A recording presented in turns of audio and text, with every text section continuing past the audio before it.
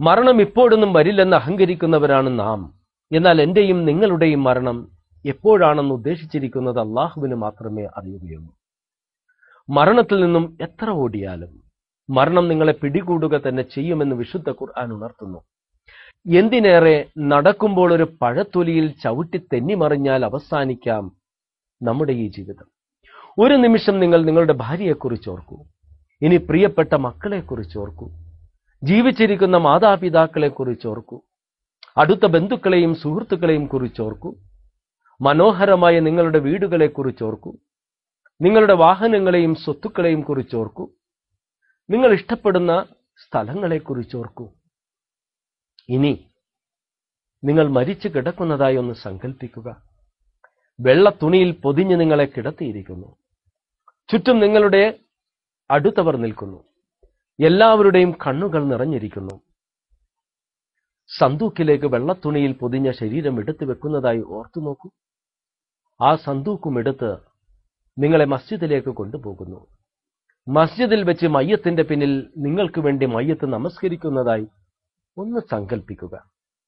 ഇനി മസ്ജിദിൽ നിന്നും നിങ്ങളെ ഖബറിലേക്ക് എടുക്കുന്നു. ഖബറിലേക്ക് നിങ്ങളുടെ മയ്യത്ത് താഴ്ത്തുന്നു. എന്നിട്ട് മണ്ണ് നിങ്ങളുടെ കവിളത്ത് വെക്കുന്നു. പിന്നീട് പലകയിട്ട് മൂടുന്നു.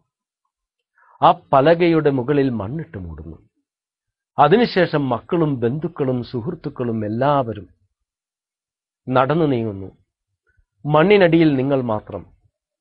കോടിക്കണക്കിനുള്ള നിങ്ങളുടെ സമ്പാദ്യം മറ്റുള്ളവരുടേതായി. ആ സമ്പാദ്യം കൊണ്ട് നിങ്ങളെന്ത് നേടി? നിങ്ങളുടേതല്ലാതായി തീർന്ന സമ്പാദ്യം നേടാനായിട്ടായിരിക്കും ഒരുപാട് അക്രമങ്ങൾ നിങ്ങൾ ചെയ്തതും ചൂഷണം നടത്തിയതും മറ്റുള്ളവരെ ദ്രോഹിച്ചതും. അവസാനം അങ്ങനെ നേടിയ സമ്പാദ്യം മറ്റുള്ളവരുടേതാവുകയും അത് നേടാനായി നിങ്ങൾ ചെയ്ത പാപങ്ങളുടെ ശിക്ഷ നിങ്ങൾ അനുഭവിക്കേണ്ടതായും വരുന്നു. അവിടെയാണ് പണം നിങ്ങൾ എങ്ങനെ സമ്പാദിച്ചുവെന്നതും എങ്ങനെ ചിലവഴിച്ചു എന്നതും പ്രധാനമാണെന്ന് ഇസ്ലാമിന്റെ ഉത്ബോധനത്തിന്റെ പ്രസക്തി. അപ്പോൾ നിങ്ങളുടെ കൈവശമുള്ള പണം എല്ലാ അർത്ഥത്തിലും എങ്ങനെയാണ് നിങ്ങളുടേതാക്കാൻ കഴിയുക? നാം ചിന്തിക്കേണ്ട വിഷയമാണ്.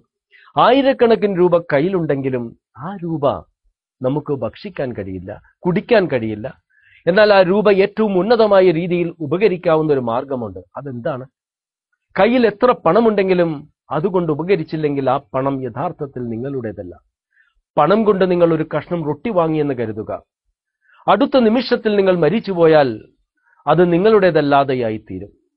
മറിച്ച് നിങ്ങളുടെ കയ്യിലുള്ള രൂപ ഭക്ഷണത്തിനു വേണ്ടി നിങ്ങളുടെ അടുത്ത് സമീപിക്കുന്ന വ്യക്തിക്ക് വെച്ച് നീട്ടുക. അയാൾക്ക് അത് നൽകുന്നു. ആ നിമിഷത്തിൽ ആ പണം നിങ്ങളുടേതായി മാറും. കാരണം അതിനുള്ള പ്രതിഫലം പരലോകത്ത് വെച്ച് പ്രപഞ്ചനാഥനായ സ്രഷ്ടാവ് നിങ്ങൾക്ക് നൽകും. അതുകൊണ്ട് നിങ്ങൾ നേടിയ സമ്പത്ത് ഏറ്റവും നല്ല രീതിയിൽ ദാനധർമ്മത്തിലൂടെ അള്ളാഹുവിന്റെ പ്രതിഫലം ആഗ്രഹിച്ച് ചെലവഴിക്കുവാൻ ശ്രമിക്കുക. അസ്സലാമു അലൈക്കും.